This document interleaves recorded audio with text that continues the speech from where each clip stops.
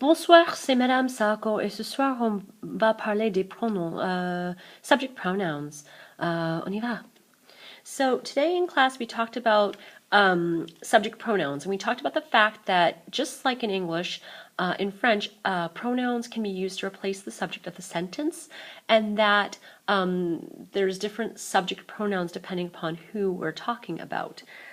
So let's go through these. There are some singular subject pronouns referring to one person and some that are plural, in other words, more than one person. We also talk about first person, second person, and third person pronouns.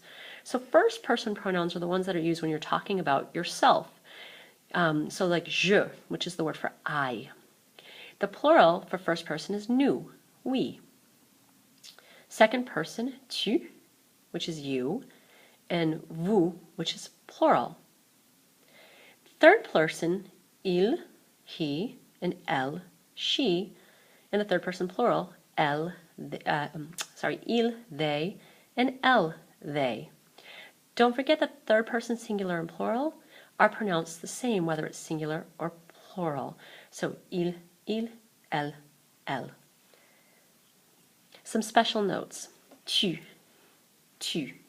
is you, and this is a singular and informal you. So if you're talking to one person, that you can speak to informally. Whereas vous is you, and it's a plural you, as in if I'm talking to a room of people, or a formal you. So if I'm talking to one person that I have to speak to formally, I'm going to use vous. Il and elle, plural. Il is they.